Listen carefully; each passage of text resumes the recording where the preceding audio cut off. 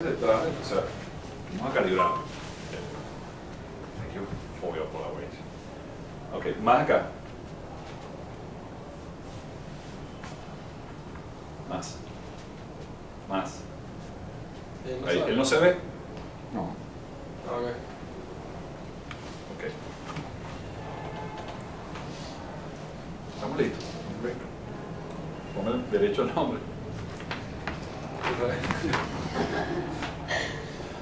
¿Listo? Listo. Bienvenidos al programa Gerencia para Todos. Estamos en esta oportunidad conversando con los expertos, visitantes al Centro de Arbitraje de la Cámara de Comercio de Caracas, que está realizando un evento de calidad mundial. En esta oportunidad vamos a hablar con el doctor James Bredow, quien es miembro de la Cámara de Arbitraje Alemana, German Institution of Arbitration. Welcome to Venezuela. Thank you very much. And the first question is, what are the main advantages of the arbitration? I think the main advantage is the speed of an arbitration compared to a state court proceeding. It's the possibility for the parties to select specialized judges, arbitrators for the special problem they have. And normally, because it's a quicker proceeding, it's a cheaper proceeding. Excellent. And why the global business community are favoring the alternative dispute resolution method? I think if you take the international business, there's another very big advantage. You can, if you go to the state court, you have only can only have the state court of one country. So if you have a contract between a Venezuela company and a German company, you have the choice to go to a German court or to a Venezuela court. And perhaps the Venezuela party does not feel comfortable with the German court and vice versa. But if you have arbitration, you can have a really international body to resolve your dispute. And therefore, the international business is looking for an international method to solve disputes, and that's arbitration. According to your experience, what expectation have the users from arbitration process? They have the expectation to become a speedy, fair, and business-oriented decision on the basis of the law the parties agreed on, and so that they can continue their business relations and the problem they had is resolved and no longer in the middle of their relationships. How the German Institution of Arbitration helped to strengthen the arbitration community in Germany and in the whole world? We are offering an... Excuse me, in German, no, in Germany. Excuse me, my fault. No, vuelvo otra vez.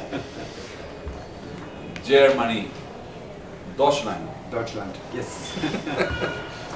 Deutschland, over alles in the world. No, that's former times, no longer. I think that's the same, it's the same anthem. It's a change in the anthem. The music is the same, but not the text. Text. Text is a different one. Now it's unification and freedom and something like that. So not overall Germany, no.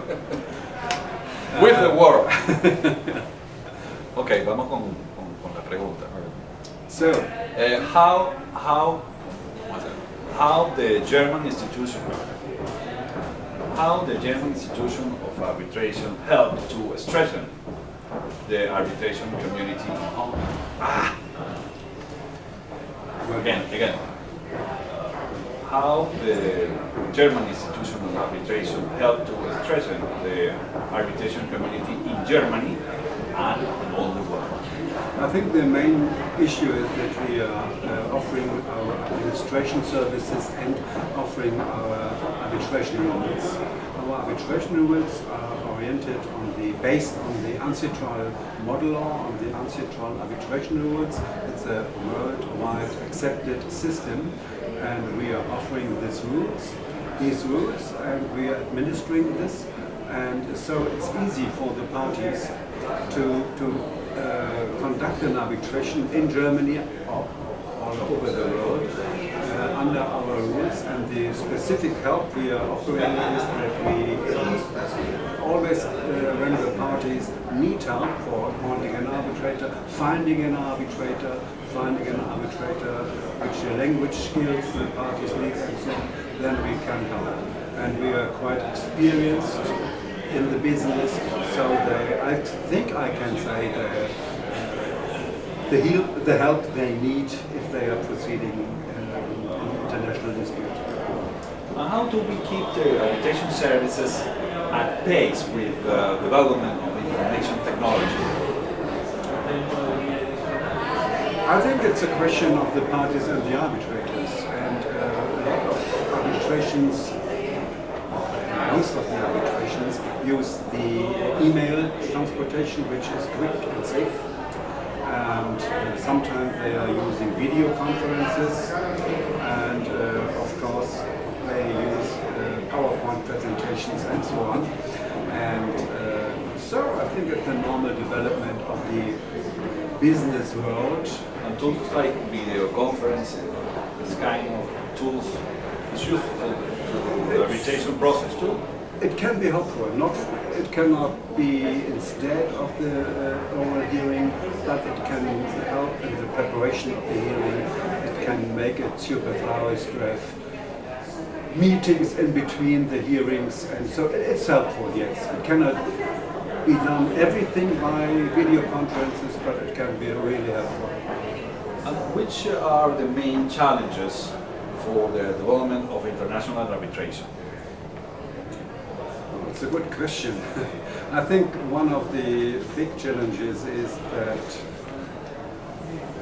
the arbitration world has to be aware that sometimes some developments bring it with them that the speed is a little bit away, that the parties write too long admissions, and so if you have 1,000 pages, you have to read it, you have to understand it, and then you cannot speak. So I think the problem is that everybody who is participating in the arbitration process, that is the parties and the arbitrators and the organizations,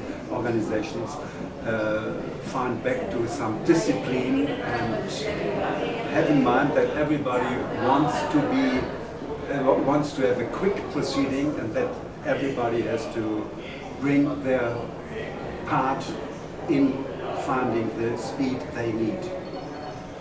Thank you for this interview, Dr. Bredo. Thank you very much. Thank you. Thank you. Okay. Thank you for your time. Thank you very much. Thank you. It's my pleasure. Thank you. So. Okay.